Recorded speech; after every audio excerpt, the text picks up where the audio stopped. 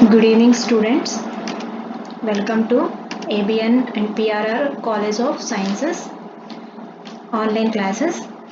This session is for first BSc microbiology students and it's lecture 4 and So, coming to the session, today's topic is cultivation of viruses. So, cultivation of viruses and ఈరోజు topic it's from unit 2 నుంచి అండి ఈ topic. So already previous క్లాసెస్లో మనం general characteristics of viruses and animal viruses and bacterial viruses and plant viruses class చెప్పుకున్నామండి. So this is cultivation of viruses అండి. So cultivation of viruses, so మనం already చెప్పుకున్నట్టు viruses అనేవి they are obligate intracellular parasites అండి. So viruses అనేవి ఏంటి అంటే obligate intracellular parasites. నేను ఆల్రెడీ ప్రీవియస్ క్లాస్లో చెప్పాను జనరల్ క్యారెక్టరిస్టిక్స్ ఆఫ్ వైరసెస్లో ఆబ్లిగేట్ ఇంట్రాసెల్యులార్ పారాసైట్స్ అంటే ఏంటి అన్నది.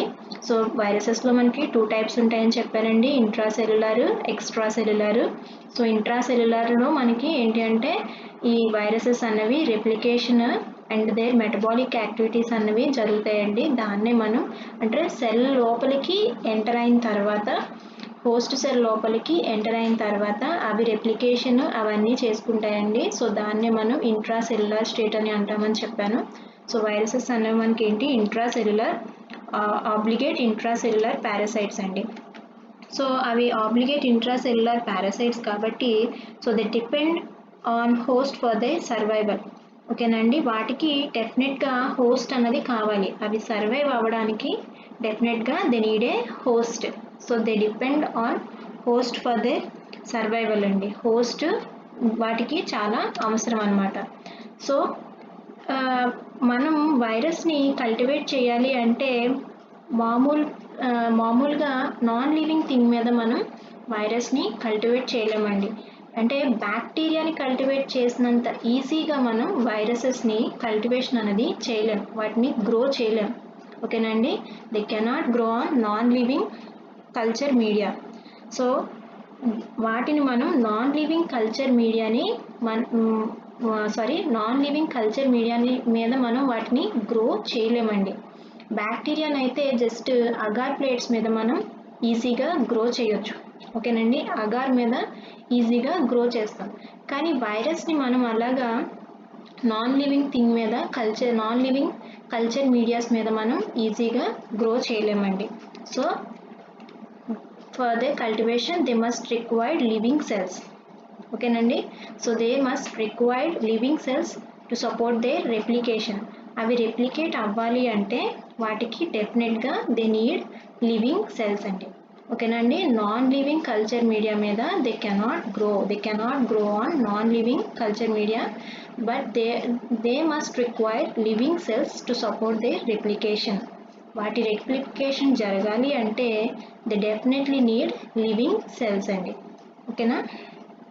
So comings to purpose of virus cultivation. అసలు మనం వైరసెస్ని ఎందుకు కల్టివేట్ చేయాలి? ఓకేనండి, వాట్ ఈస్ ద పర్పస్? అసలు పర్పస్ ఏంటి? వైరసెస్ని మనం కల్టివేట్ చేయాల్సిన అవసరం ఏంటి? ఎందుకు వైరసెస్ని మనం కల్టివేట్ చేయాలి అంటే to isolate and identify viruses in clinical samples. ఓకేనండి, ఒక పేషెంట్ దగ్గర నుంచి ఏదన్నా ఒక శాంపిల్ తీసుకున్నాము అంటే అందులో ఉన్న వైరసెస్ ఏంటి అన్నది మనం ఐడెంటిఫై చేయడం కోసం. ఓకేనండి, ఐడెంటిఫై చేయడం కోసం అండ్ ఆల్సో టు ఐసోలేట్, వాటిని ఐసోలేట్ చేయడం కోసం, ఐడెంటిఫికేషన్ చేయడం కోసం మనకి ఈ కల్టివేషన్ ఆఫ్ వైరసెస్ని కల్టివేట్ చేయడం చాలా నీడ్ అనమాట. ఓకేనండి, and not only for identification, the cultivation of viruses can also be used in research అండి. సో రీసెర్చ్ ఫీల్డ్లో కూడా యూస్ చేస్తాం. ఎలాగా అంటే they to do research on viral స్ట్రక్చర్ని తెలుసుకోవడం కోసం. ఓకేనండి, వైరల్ రెప్లికేషన్ని తెలుసుకోవడం కోసం, అంటే అవి ఎలా రెప్లికేట్ అవుతున్నాయి, ఏం యూస్ చేసుకుని రెప్లికేట్ అవుతున్నాయి, ఏ విధంగా రెప్లికేట్ అవుతున్నాయి, వాటి యొక్క రెప్లికేషన్ సైకిల్ ఏంటి. ఓకేనండి, అది తెలుసుకోవడం కోసం. అండ్ జెనెటిక్స్ అంటే వాటి డిఎన్ఏ వైరసెస్సా, ఆర్ఎన్ఏ వైరసెస్సా, లేకుంటే వాటి ఏ ప్రోటీన్స్తో మేడప్ అయి ఉన్నాయి, ఓకేనండి. వైరసెస్ ఏ ప్రోటీన్స్తో మేడప్ అయి ఉన్నాయి, అవి ఆర్ఎన్ఏ ప్రోటీన్సా ఆర్ఎన్ఏతో మేడప్ అయి ఉన్నాయా లేకుంటే డిఎన్ఏతో ఉన్నాయా, డిఎన్ఏ వైరసెసా ఆర్ఎన్ఏ వైరసెసా అని తెలుసుకోవడం కోసం. And also effect on host. ఓకేనండి, how they are affecting the హోస్ట్లోకి వెళ్ళిన తర్వాత అవి ఎలా ఎఫెక్ట్ చేస్తున్నాయి హోస్ట్ని. సో ఇవి తెలుసుకోవడం కోసం మనం వైరసెస్ని కల్టివేట్ చేస్తామండి. Not only for these 2 reasons we can also cultivate viruses for the production of vaccines అండి. ఓకేనండి, ఈ 2 రీజన్సే కాదు, మనం వైరస్ని కల్టివేట్ చేయడం ఎందుకు, ఇంకొక రీజన్ ఏంటి అంటే కల్టివేట్ చేయాల్సిన అవసరం for the production of vaccines. వైరస్కి వ్యాక్సిన్ని కనుగొనడం కోసం మనం వైరసెస్ని కల్టివేషన్ కూడా చేస్తామండి. సో మెథడ్స్, అసలు వైరస్ని మనం ఎలాగా కల్టివేట్ చేస్తాం, what are the methods involved in cultivation of viruses. So there are 3 methods అండి. వైరస్ని కల్టివేట్ చేయడానికి మనకి 3 మెథడ్స్ ఉన్నాయి. So first one is animal inoculation, second one is inoculation of virus into embryonated egg, and third one is tissue cultures. ఓకేనండి, these are the 3 methods used for the cultivation of viruses. Okay, so 3 methods ఉన్నాయండి. First one is animal inoculation, second one is inoculation of viruses into embryonated egg, and third one is tissue culture. So వాటిని మనం బ్రీఫ్గా explain చేస్తానండి. అవి ఏంటి అన్నది బ్రీఫ్గా నేను ఎక్స్ప్లెయిన్ చేస్తాను. సో ఫస్ట్ వచ్చి యానిమల్ ఇనాక్యులేషన్. ఓకేనండి, సో మీకు ఇక్కడ ఒక పిక్చర్ కనిపిస్తుంది కదా, సో నేమ్లోనే ఉంది యానిమల్ ఇనాక్యులేషన్. యానిమల్లో మనం వైరస్ని ఇనాక్యులేట్ చేసి అక్కడి నుంచి మనం వైరస్ని ఐసోలేట్ చేస్తామండి. ఓకేనండి, సో నేమ్లోనే ఉంది యానిమల్ ఇనాక్యులేషన్. ఒక యానిమల్లో మనం వైరస్ని ఇనాక్యులేట్ చేసి అది గ్రో అయిన తర్వాత ఆ వైరస్ని మనం ఐసోలేట్ చేసి ఫర్దర్గా దాన్ని ఎగ్జామిన్ చేసి యూస్ చేస్తామండి. సో ప్రాసెస్ వచ్చి ఏంటి అంటే, మనం యానిమల్ ఇనాక్యులేషన్ చేయాలి అంటే, ఒక వైరస్ని యానిమల్లోకి ఇనాక్యులేట్ చేయాలి అంటే the selected animal should be healthy అండి. ఓకేనండి, సో ఏ యానిమల్ని అయితే మనం సెలెక్ట్ చేసుకున్నామో దట్ యానిమల్ షుడ్ బి హెల్దీగా ఉండాలి. And it's free from any communicable disease. ఆ యానిమల్కి ఎటువంటి కమ్యూనికబుల్ డిసీజెస్ ఉండకూడదు, అది హెల్దీగా ఉండాలండి. సో యానిమల్ని చూస్ చేసుకున్నాం, it should be healthy. So ఏ యానిమల్ని యూస్ చేస్తాము? So most frequently used animal is mouse. మనం ఎక్కువగా రీసెర్చ్ ఫీల్డ్లో యూస్ చేసే యానిమల్ ఏంటి అంటే మౌస్ అండి. Not only mouse, rabbits, hamsters are also be used. ఓకేనండి, మౌస్ మాత్రమే కాకుండా ర్యాబిట్స్ని, హ్యామ్స్టర్స్ని కూడా మనం యూస్ చేస్తామండి. సో ఏం చేస్తాము అంటే మౌస్ని తీసుకుని స్పెసిఫిక్ వైరస్ని ఇంట్రడ్యూస్ చేస్తామండి హెల్దీ యానిమల్లోకి. ఆ స్పెసిఫిక్ వైరస్ అంటే పర్టికులర్ వైరస్ని ఇంట్రడ్యూస్ చేస్తామన్నమాట. Specific virus is introduced into healthy animal. ఆ యానిమల్లోకి మనం ఇంట్రడ్యూస్ చేస్తామండి. సో యానిమల్లోకి మనం స్పెసిఫిక్ వైరస్ని ఇంట్రడ్యూస్ చేస్తున్నాం కదా, సో ఆ వైరసెస్ అనేవి ఎలా ఇంట్రడ్యూస్ చేస్తాము అంటే, ఎక్కడ పడితే అక్కడ యానిమల్ ఏ ప్లేస్లో పడితే ఆ ప్లేస్లో మనం ఇంట్రడ్యూస్ చేయమండి. ఓకేనండి, మనం వైరస్ అన్నవి ఏ ప్లేస్లో పడితే ఆ ప్లేస్లో యానిమల్లోకి ఇంట్రడ్యూస్ చేయము. The site of administration various according to the type of virus అండి. ఓకేనా, సో ఏ ప్లేస్లో పడితే ఆ ప్లేస్లో మనం యానిమల్లోకి ఇంట్రడ్యూస్ చేయము. డిఫరెంట్ సైట్స్లో డిఫరెంట్ వైరసెస్ని ఇంట్రడ్యూస్ చేస్తామండి. అంటే based upon the type of virus, ఏ టైప్ ఆఫ్ వైరస్ని మనం తీసుకుంటున్నామో, ఓకేనండి, ఆ వైరస్ని బట్టి మనం డిఫరెంట్ ప్లేసెస్లో ఇంట్రడ్యూస్ చేస్తాం. సో మీరు ఇక్కడ పిక్చర్లో చూడొచ్చు, నేను రెడ్ కలర్ మార్క్తో ఇండికేట్ చేస్తున్నాను. సో వైరస్ని ఇక్కడ సబ్క్యూటేనియస్ లేయర్ మీద ఇంట్రడ్యూస్ చేస్తున్నారంటే, సబ్క్యూటేనియస్ లేయర్ అంటే పైన స్కిన్కి కొంచెం లోపలండి. సో ఇక్కడ ఒక డిఫరెంట్ టైప్ ఆఫ్ వైరస్ అన్నది ఇంట్రడ్యూస్ చేస్తాం. ఓకేనండి, కొన్ని వైరసెస్ కొన్ని ప్లేసెస్లో మాత్రమే గ్రో అవుతాయండి. ఓకేనండి, అన్ని ప్లేసెస్లోనూ గ్రో అవ్వవు. కొన్ని ఏంటి లంగ్స్ దగ్గర, కొన్ని సెరిబ్రల్ ఫ్లూయిడ్స్ దగ్గర, కొన్ని సబ్క్యూటేనియస్ లేయర్ దగ్గర, కొన్ని డిఫరెంట్ ఆర్గాన్స్ దగ్గర గ్రో అవుతాయండి. ఓకేనా? సో అలా గ్రో అయ్యే వాటిని మనం ఆ ప్లేస్లో మాత్రమే ఇంట్రడ్యూస్ చేసి అక్కడ కల్టివేషన్ అనేది చేస్తామండి. ఓకేనా? సో ఇక్కడ ఏం చేస్తున్నామంటే సబ్క్యూటేనియస్ ట్యూమర్ అంటే సబ్క్యూటేనియస్ లేయర్లో మనం వైరస్ని ఇంట్రడ్యూస్ చేసి అక్కడ వైరస్ అనేది ఏమవుతుంది అంటే ట్యూమర్ కింద ఫామ్ అవుతుందండి. ఓకేనా? వైరస్ని మనం మైస్ యొక్క సబ్క్యూటేనియస్ లేయర్ మీద ఇంట్రడ్యూస్ చేసిన తర్వాత ఆ వైరస్ ఏం చేస్తుంది అంటే ట్యూమర్ని ఫామ్ చేస్తుంది.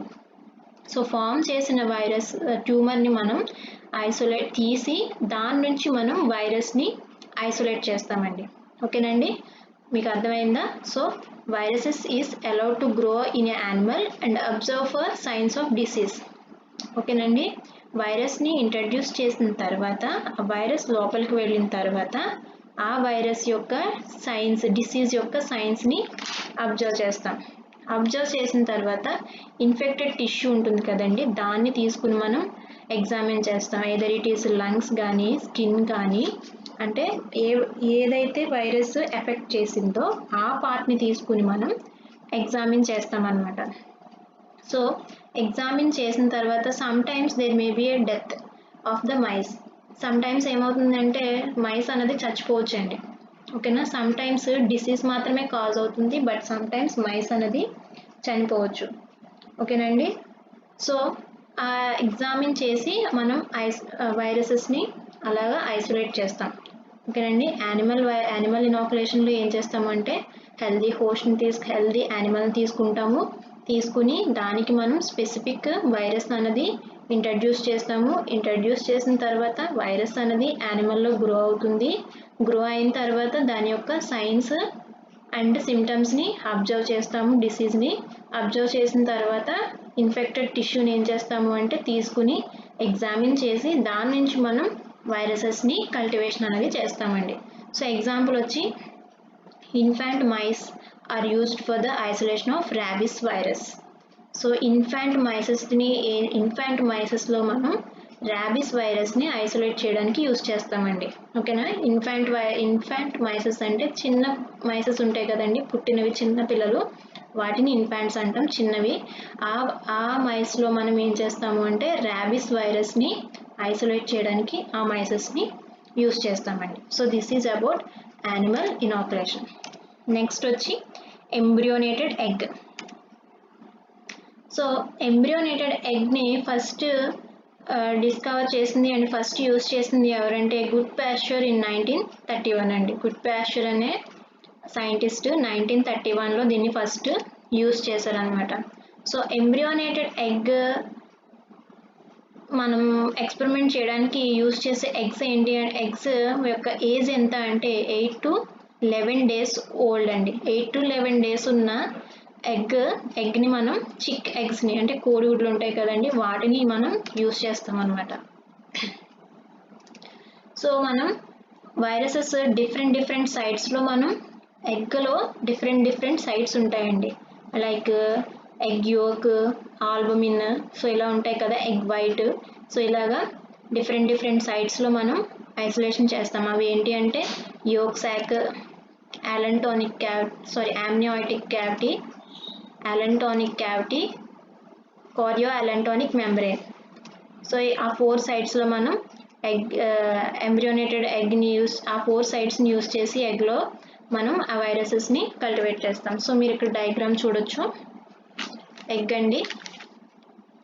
So this is egg. Embryonated egg అంటే ఆల్రెడీ ఎంబ్రియో ఫామ్ అయిన ఎగ్ అండి. ఓకేనా? సో ఫస్ట్ వచ్చి యోక్ సాక్. సో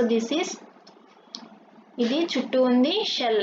ఓకేనండి, చుట్టూ ఉన్నది ఏంటి అంటే షెల్ అనమాట. మనకి చుట్టూ నేను ఇక్కడ రెడ్ కలర్ మార్క్ ఇండికేట్ చేస్తున్నాను కదండి, ఇది ఎగ్. సో ఈ చుట్టూ ఉన్నది షెల్. ఓకేనండి, లోపల మనకి యోక్ సాక్ ఉంది, అంటే ఎల్లో ఉంటుంది కదండి. సో ఆల్రెడీ ఎల్లో అన్నది మనకి ఏమైంది, ఎంబ్రియో కింద ఫామ్ అయింది. ఆల్రెడీ ఎంబ్రియో అన్నది ఫామ్ అయిపోయిందండి. సో రిమైనింగ్ ఎల్లో ఉంది కదా, అది యోక్ సాక్. సో యోక్ సాక్ మనం దేనికి యూజ్ చేస్తాము అంటే, సో యోక్ సాక్లో మనం ఏ వైరస్ని కల్టివేట్ చేస్తాము అంటే Louis, Saint Louis encephalitis, West Nile viruses and rickettsia. ఈ వైరస్ని మనం ఇనాక్యులేట్ చేసి, ఓకేనండి, ఎగ్ యోక్ సాక్లోకి ఇనాక్యులేట్ చేస్తామండి. ఫస్ట్ ఇనాక్యులేట్ చేసి ఆ యోక్ సాక్లో ఉన్న ప్రోటీన్స్ని అండ్ మిగిలిన హోస్ట్ యొక్క మెటబాలిజమ్స్ని అన్నిటిని యూజ్ చేసుకుని ఇక్కడ మనకి వైరస్ అనేది గ్రో అవుతుందండి. ఓకేనండి, యోక్ సాక్లో మనం ఫస్ట్ వైరస్ని ఇంట్రడ్యూస్ చేసిన తర్వాత ఈ యోక్ సాక్లో వైరస్ అనేది గ్రో అవుతుంది. గ్రో అయిన తర్వాత మనం కల్టివేషన్ అనేది చేస్తామండి. ఓకేనండి, గ్రో అయిన తర్వాత దాన్ని మనం ఐసోలేట్ చేస్తాం. ఎందుకు అంటే egg it's a living thing కదండి. So it's a living thing కాబట్టి మనం ఏం చేస్తాము, వైరస్ని ఇందులో మనం కల్టివేషన్ అనేది చేస్తాం అన్నమాట. సో యోక్ సాక్లో మనం ఏ వైరస్ని కల్టివేట్ చేస్తాము అంటే Saint Louis encephalitis, West Nile virus and rickettsia వైరస్ని మనం యోక్ సాక్లో కల్టివేషన్ అనేది చేస్తామండి. Next amniotic cavity. So amniotic క్యావిటీలో మనం ఏ వైరస్ని ఐసోలేట్ చేస్తాము అంటే mainly used for isolation of influenza virus అండి. సో మనకి మెయిన్గా ఏ వైరస్ని ఐసోలేట్ చేస్తాము అంటే ఇన్ఫ్లుయెన్జా వైరస్ అండి. సో నేను ఇక్కడ ఇండికేట్ చేస్తున్నాను కదా, దిస్ ఈజ్ యామ్నియాటిక్ క్యావిటీ. ఓకేనండి, చుట్టూ ఉన్నది ఎంబ్రియో చుట్టూ ఉన్నది యామ్నియాటిక్ క్యావిటీ అనమాట. సో ఈ యామ్నియాటిక్ నేను ఇక్కడ రెడ్ కలర్ మార్క్తో ఇండికేట్ చేస్తున్నానండి, మీరు చూడొచ్చు. సో ఈ యామ్నియాటిక్ క్యావిటీలో మనం ఈ యామ్నియాటిక్ క్యావిటీలో ఫస్ట్ని ఇన్ఫ్లుయెన్జా వైరస్ని ఇంట్రడ్యూస్ చేస్తాం. ఇంట్రడ్యూస్ చేసిన తర్వాత అది లోపల రెప్లికేట్ అయ్యి bulk amount of virus form అవుతుందండి. సో ఫామ్ అయిన తర్వాత ఆ వైరస్ని మనం ఐసోలేట్ చేస్తాం అన్నమాట. సో నెక్స్ట్ వచ్చి అలెంటానిక్ క్యావిటీ. సో అలెంటానిక్ క్యావిటీ అన్నది దేనికి యూస్ చేస్తాము అంటే ఇనాక్యులేషన్ వైరస్ని ఇనాక్యులేట్ చేస్తాం కదండి. ఆ వైరసెస్ ఏంటి అంటే మనకి వ్యాక్సిన్ ప్రొడక్షన్కి యూజ్ అవుతాయండి. ఓకేనండి, యామ్నియాటిక్ క్యావిటీలో ప్రొడ్యూస్ అయిన వైరసెస్ మనకి they are mainly done for production of వ్యాక్సిన్స్ని ప్రొడ్యూస్ చేయడానికి మనం యామ్నియాటిక్ క్యావిటీని యూజ్ చేస్తాం. సో మనకి యామ్నియాటిక్ క్యావిటీలో మెయిన్గా ఐసోలేట్ చేసే వైరసెస్ ఏంటి అంటే influenza virus and yellow virus అండి.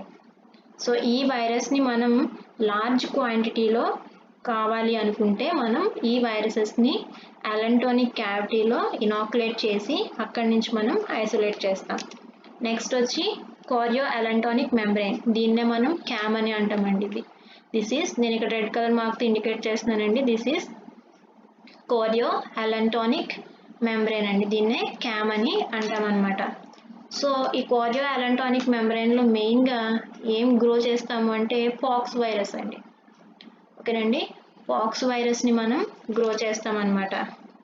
సో ఈ కార్యో అలెంటానిక్ మెంబ్రెయిన్లో మనం వైరస్ని ఇంట్రడ్యూస్ చేసినప్పుడు ఏమవుతుంది అంటే ఈ మెంబ్రెయిన్ చుట్టూ మనకి లీషన్స్ ఫామ్ అవుతాయండి. అంటే లీషన్స్ అంటే తెలుగులో గాయాలు అంటాము.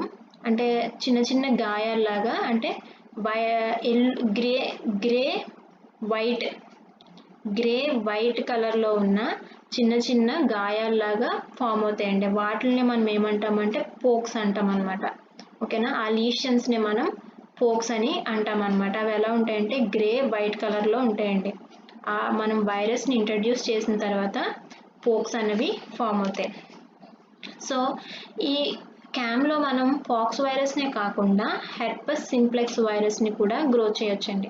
ఓకేనండి, క్యామ్లో మనం we can grow not only pox virus, we can also grow simplex virus in cam అండి. సో అర్థమైంది కదండి. So this is about embryonated egg. So different ఏరియాస్లో డిఫరెంట్ వైరసెస్ని మనం ఇనాక్యులేట్ చేసి అక్కడి నుంచి వైరస్ గ్రో అయిన తర్వాత మనం వాటిని ఐసోలేట్ చేసి ఫర్దర్గా ఎగ్జామిన్ అనేది చేస్తామండి. ఎందుకు ఎంబ్రియోనేటెడ్ ఎగ్ యూజ్ చేస్తున్నాము అంటే ఇట్స్ ఏ లివింగ్ థింగ్ కాబట్టి ఎంబ్రియోనేటెడ్ ఎగ్స్ని యూజ్ చేస్తున్నాం. వైరస్ అనేవి నాన్ లివింగ్ థింగ్లో రెప్లికేట్ అవ్వవు కాబట్టి లివింగ్ థింగ్లో మాత్రమే రెప్లికేట్ అవుతాయి కాబట్టి we are using embryonated egg. So next వచ్చి టిష్యూ కల్చర్ అండి. యానిమల్ ఇనాక్యులేషన్ అయిపోయింది, నెక్స్ట్ ఎంబ్రియోనేటెడ్ ఎగ్ అయిపోయింది, finally tissue culture. So tissue culture మనం ఎక్కడ యూజ్ చేస్తాము అంటే it's mostly used in diagnostic virology అండి. డయాగ్నోస్టిక్ వైరాలజీలో మనం ఎక్కువ టిష్యూ కల్చర్ని యూజ్ చేస్తాం. So tissue culture is of 3 different types. It is of 3 different types అండి. టిష్యూ కల్చర్లో మనం 3 different typesలో మనం వైరస్ని గ్రో చేసి కల్టివేట్ చేస్తాం అన్నమాట. So the first one is organ culture, and the second one is explant culture, and the third one is cell culture. Okay nandi, these are the 3 different types which can be used for tissue culture. Tissue culture lo 3 different types andi, they are organ culture, explant culture and cell culture. So coming to them, first vachi organ culture andi. So organ culture, so name it self indicating organ. ఓకేనండి, నేమ్లోనే ఉంది organ culture. So ఏంటి అంటే some viruses అన్నవి ఎక్కడ పడితే అక్కడ, అంటే ఏ tissue మీద కానీ లేకుంటే బాడీలోకి ఎంటర్ అయిన తర్వాత ఎక్కడ పడితే అక్కడ ఎఫెక్ట్ అనేది చూపించదండి.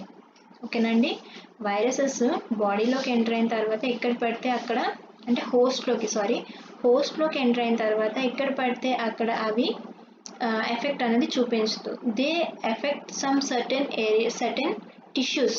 కొన్ని టిష్యూస్కి మాత్రమే అవి ఎఫెక్ట్ చూపిస్తాయి, కొన్ని టిష్యూస్లో మాత్రమే అవి గ్రో అవుతాయండి. సో ఆర్గాన్ కల్చర్ అంటే వైరసెస్ కొన్ని టిష్యూస్కి మాత్రమే ఎఫినిటీగా ఉంటాయి, అంటే కొన్ని టిష్యూస్లో మాత్రమే అవి గ్రో అవ్వగలవు. They show affinity for certain టిష్యూస్లో మాత్రమే అవి గ్రో అవ్వగలవండి. ఓకేనా, సో మీకు ఎగ్జాంపుల్ చూస్తే తెలుస్తుంది corona virus. So corona virus mainly affects the respiratory system అండి. It's a respiratory pathogen. So respiratory సిస్టమ్ని ఎఫెక్ట్ చేస్తుంది అనమాట.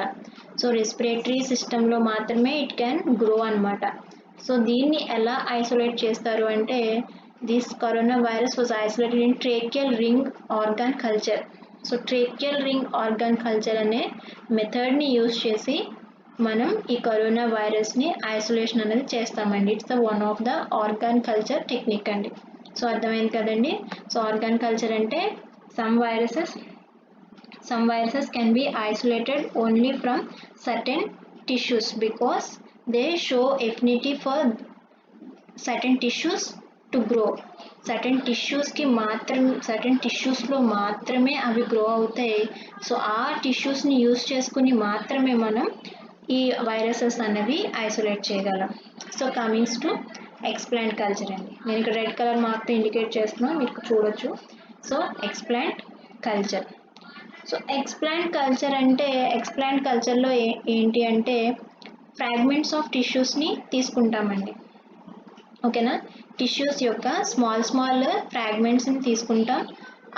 అలా తీసుకున్న టిష్యూస్ని మనం ఏం చేస్తామంటే ప్లాస్మాలో గ్రో చేస్తామండి. ఓకేనండి, స్మాల్ టిష్యూ ఫ్రాగ్మెంట్స్ని తీసుకుని వాటిని మనం ప్లాస్మాలో గ్రో చేస్తాం. సో అలా గ్రో చేసి వాటిని ఎక్స్ప్లాంట్స్ కింద యూజ్ చేస్తాం. So this method is rarely used అండి. ఎక్స్ప్లాంట్ కల్చర్ మెథడ్ అనేది this method is rarely used. Example వచ్చి adenoid tissue explant cultures were used for isolation of adenovirus. Adenovirusని ఐసోలేట్ చేయడానికి adenoid tissue explant culture మెథడ్ని మనం యూజ్ చేస్తాం. సో ఫైనల్లీ సెల్ కల్చర్ అండి. సో సెల్ కల్చర్ ఏంటి అంటే most routinely used method. It's a most routinely used method. So most రొటీన్గా యూజ్ చేసే మెథడ్ అండి. సో ఈ సెల్ కల్చర్ ఎలా చేస్తాము అంటే ఇక్కడ మీరు చూడొచ్చు, డిఫరెంట్ స్టెప్స్ ఉన్నాయి. ఆ స్టెప్స్లో మనం ఈ సెల్ కల్చర్ని చేస్తాం. ఓకేనండి, ఫస్ట్ వచ్చి మనం ఏం చేస్తాము అంటే టిష్యూని తీసుకుంటామండి. So tissues are dissociated into cells. టిష్యూస్ని ఏం చేస్తాము అంటే సెల్స్ కింద డిసోసియేట్ చేస్తామండి, అంటే సెపరేట్ చేస్తాం బై యూజింగ్ ప్రోటియోలైటిక్ ఎంజైమ్ని యూజ్ చేసి మనం టిష్యూని సెల్స్ కింద కన్వర్ట్ చేస్తామండి. ఓకేనండి, సో ఇలా ఫామ్ అయిన సెల్స్ని ఏం చేస్తాము అంటే those cells are washed and counted. అలా వచ్చిన సెల్స్ని ఏం చేస్తాము అంటే వాష్ చేసి కౌంట్ చేస్తాం. సో అలా వాష్ చేసి కౌంట్ చేసిన సెల్స్ని ఏం చేస్తాము అంటే those cells are suspended in growth మీడియాలోకి ఇంట్రడ్యూస్ చేస్తామండి. ఫస్ట్ టిష్యూని సెల్స్ కింద కన్వర్ట్ చేస్తాం. టిష్యూని సెల్స్ కింద ఎలా డిసోషియేట్ చేస్తాము అంటే group of cells combine to form tissue కదండి. సో కొన్ని గ్రూప్ ఆఫ్ సెల్స్ ఫామ్ అయితే సెల్స్ అనేవి గ్రూప్ కింద ఫామ్ అయితే అది టిష్యూ కదండి. సో అలాగా మనం టిష్యూస్ని సెల్స్ కింద డివైడ్ చేస్తాం. డివైడ్ చేసిన సెల్స్ని వాష్ చేసి కౌంట్ చేస్తాం. కౌంట్ చేసిన వాటిని ఏం చేస్తాము గ్రోత్ మీడియాలోకి ఇంట్రడ్యూస్ చేస్తామండి. So that growth media contains amino acids, vitamins, salts and antibiotics. ఓకేనండి. సో ఆ గ్రోత్ మీడియాలో ఏముంటాయి amino acids, vitamins, salts and antibiotics ఉంటాయి. ఓకేనండి. సో అలా సెల్స్ని గ్రోత్ మీడియాలోకి ఇంట్రడ్యూస్ చేసిన తర్వాత దాని అంతటిని సెల్ సస్పెన్షన్ అంటామండి. ఆ సెల్ సస్పెన్షన్ ఏం చేస్తాము అంటే గ్లాస్ మీద వేస్తామండి. ఓకేనా. It may be petri plates or glass అయినా అయి ఉండొచ్చు, లేకుంటే పెట్రీ ప్లేట్ మీద అయినా మనం ఆ సెల్ సస్పెన్షన్ వేస్తాం. వేసిన తర్వాత ఇంక్యుబేట్ చేస్తాం. ఓకేనండి. వేసిన తర్వాత ఇంక్యుబేట్ చేస్తాం. ఇంక్యుబేట్ చేసిన తర్వాత ఆ cells are adhere to glass surface మీద మనకి సెల్స్ అనేవి అతుక్కుంటాయండి, స్టిక్ అవుతాయి అన్నమాట. దాన్నే మనం మోనోలేయర్ షీట్ అని అంటాం. ఒక లేయర్ లాగా మనకి సెల్స్ అనేవి గ్లాస్ సర్ఫేస్కి అతుక్కుంటాయి అన్నమాట. సో అలా వచ్చిన ఈ మోనోలేయర్ షీట్ ఉంది కదండి, సెల్స్ అనేవి మోనోలేయర్ కింద ఫామ్ అవుతాయని చెప్పాను కదా. అలా వచ్చిన సెల్స్ మనం ఏం చేస్తాము అంటే వైరస్ని గ్రో చేయడానికి యూజ్ చేస్తామండి. సో అర్థమైంది కదండి. టిష్యూస్ని సెల్స్ కింద డిసోసియేట్ చేసి ఆ సెల్స్ని మనం వాష్ చేసి కౌంట్ చేస్తాము. కౌంట్ చేసిన తర్వాత దాన్ని గ్రోత్ మీడియాలోకి వేస్తాము. గ్రోత్ మీడియా నుంచి ఆ గ్రోత్ మీడియాని మొత్తం ఏం చేస్తాము అంటే సెల్ సస్పెన్షన్ని గ్లాస్ మీద వేస్తాము. ఆ గ్లాస్ అనేది ఇంక్యుబేట్ చేస్తాము. ఇంక్యుబేట్ చేసిన తర్వాత సెల్స్ అన్నవి గ్లాస్ సర్ఫేస్ మీద స్టిక్ అవుతాయండి, ఒక లేయర్ కింద ఫామ్ అవుతాయి. ఆ లేయర్ని తీసుకుని మనం ఏం చేస్తాము అంటే వైరస్ని గ్రో చేయడానికి యూజ్ చేస్తామండి. ఇది సెల్ కల్చర్లో చేసే మెథడ్ అన్నమాట. ఓకేనండి. సో సెల్ కల్చర్ మళ్ళీ again 3 types. One is primary cell culture, second one is diploid cell culture, and third one is continuous cell lines. ఓకేనండి. Cell culture are classified into 3 types అండి, 3 different types. One is primary cell culture, diploid cell culture and continuous cell culture. So ఒక్కొక్క దానికోసం మీరు చూడొచ్చు. So primary cell culture. So primary cell కల్చర్లో ఏంటి అంటే these are normal cells freshly taken from animals అండి. So ఇవి normal cells. ఇవి ఎక్కడి నుంచి తీసుకుంటామంటే ఈ సెల్స్ అన్నవి యానిమల్స్ నుంచి తీసుకుంటాం. ఓకేనండి. సో డిప్లాయిడ్ సెల్ కల్చర్లో ఏంటంటే ఈ సెల్స్ అనేవి దీస్ ఆర్ డిప్లాయిడ్ అండి. డిప్లాయిడ్ సెల్స్ని తీసుకుంటాం and they contain the same number of chromosomes as parent cells. So ఈ డిప్లాయిడ్ సెల్స్ అనేవి ఏంటి అంటే సేమ్ నెంబర్ ఆఫ్ క్రోమోజోమ్స్ ఉంటాయండి. పేరెంట్ సెల్లో ఎన్ని నెంబర్ ఆఫ్ క్రోమోజోమ్స్ అయితే ఉన్నాయో సేమ్ నెంబర్ ఆఫ్ క్రోమోజోమ్స్ ఉంటాయన్నమాట. సో కంటిన్యూస్ సెల్ లైన్స్ అనేవి ఎక్కడి నుంచి తీసుకుంటాము అంటే క్యాన్సర్ సెల్స్ అండి. These are derived from cancer cells నుంచి మనం తీసుకుంటాం అన్నమాట. నెక్స్ట్ ప్రైమరీ సెల్ కల్చర్స్ అనేవి కెనాట్ బి సబ్ కల్చర్ అండి. మనం వీటిని సబ్ కల్చర్ చేయలేమన్నమాట. అంటే సబ్ కల్చరింగ్ అంటే ఫ్రెష్ మీడియాలోకి ట్రాన్స్ఫర్ చేస్తూ సెల్స్ని అనేవి ప్యూరిఫై చేసుకుంటూ వస్తామండి. ఓకేనా. అంటే వాటి యొక్క లైఫ్ టైంని పెంచుకుంటూ వస్తాం. ఓకేనండి. సో అలా కానీ ఇందులో మనం ఏంటి అంటే ప్రైమరీ సెల్ కల్చర్లో సబ్ కల్చరింగ్ చేయలేమండి. అంటే సబ్ కల్చరింగ్ అని చెప్పాను కదండి, ఫ్రెష్ మీడియాలోకి సెల్స్ని ట్రాన్స్ఫర్ చేస్తూ వాటి యొక్క లైఫ్ని పెంచుతామన్నమాట. సో మనం ఇక్కడ ప్రైమరీ సెల్ కల్చర్లో ఏంటి అంటే వైరస్ సెల్స్ని మనం ఏంటి అంటే సబ్ కల్చర్ చేయలేమన్నమాట. They are able to grow only for limited time. ఒక లిమిటెడ్ టైం వరకే మనం గ్రో చేయగలం సెల్స్ని, ఆ తర్వాత నుంచి గ్రో చేయలేమండి. కానీ డిప్లాయిడ్ సెల్స్లో ఏంటంటే they can be sub cultured. మనం డిప్లాయిడ్ సెల్స్ ఏంటి అంటే సబ్ కల్చర్ చేయొచ్చు. ఎంతవరకు సబ్ కల్చర్ చేయగలమంటే అప్ టు 50 టైమ్స్ అండి. 50 times by serial transfer. 50 times మనం సీరియల్ ట్రాన్స్ఫర్ చేసుకుంటూ సబ్ కల్చరింగ్ అనేది చేయొచ్చు. అలాగే కంటిన్యూస్ సెల్స్ని కూడా మనం సబ్ కల్చరింగ్ అనేది చేయగలుగుతామండి. సో ప్రైమరీ సెల్ కల్చర్ వచ్చి దేనికి యూజ్ అవుతుందంటే these are used for primary isolation of viruses and production of vaccines. So these are used for production of vaccine. We can produce vaccines with the help of primary cell cultures అండి. So primary cell కల్చర్స్తో మనం ఏంటి అంటే ఈ మెథడ్ని use చేసి వ్యాక్సిన్స్ని produce చేయొచ్చు. అలాగే diploid cell కల్చర్స్ను కూడా we can produce వ్యాక్సిన్స్ని produce చేయడానికి ఈ మెథడ్ యూటిలైజ్ అవుతుంది అండి.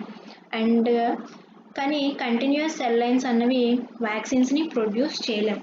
ఎందుకు అంటే because they are derived from cancer cells అండి. క్యాన్సర్ సెల్స్ నుంచి వచ్చాయి కాబట్టి మనం ఈ సెల్స్ అన్నవి మనకి వ్యాక్సిన్ని ప్రొడ్యూస్ చేయడానికి యూజ్ అవ్వవు. బట్ ఎందుకు use అవుతాయంటే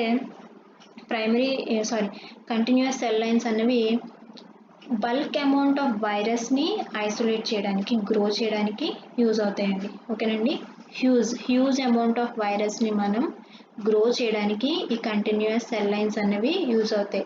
but they cannot be used for the production of వ్యాక్సిన్స్ని ప్రొడ్యూస్ చేయడానికి మనకి కంటిన్యూస్ సెల్ లైన్స్ అనేవి యూజ్ అవ్వండి. సో ప్రైమరీ సెల్ లైన్స్లో వచ్చి example monkey kidney, chick embryo cell culture. ఓకేనండి, మంకీ యొక్క kidneys and chick embryo cell cultures are the examples for primary cell culture. Diploid cell కల్చర్లో example వచ్చి human embryonic cells used for cultivation of rabies virus. ఓకేనండి, human embryonic cells ఉంటాయి కదండి, ఆ human embryonic సెల్స్ని use చేసుకుని rabies వైరస్ని cultivation చేయడానికి యూజ్ అవుతుందండి. It's one of the example for diploid cell culture.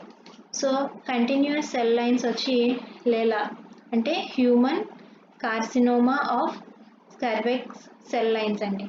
So ఇవి దేనికి యూజ్ అవుతుంది అంటే వైరస్ని గ్రో చేయడానికి, ఎక్కువ అమౌంట్ ఆఫ్ వైరస్ని గ్రో చేయడానికి మనకి ఈ ఎగ్జాంపుల్ అనేది యూజ్ అవుతుందండి. So this is about cultivation of viruses. So viruses cultivation అండి. సో మనం చెప్పుకున్నట్టు animal viruses and embryonated egg and tissue culture, ఈ 3 మెథడ్స్ని ఈరోజు టాపిక్ డిస్కస్ చేసామండి. So this is all about cultivation of viruses. So thank you everyone.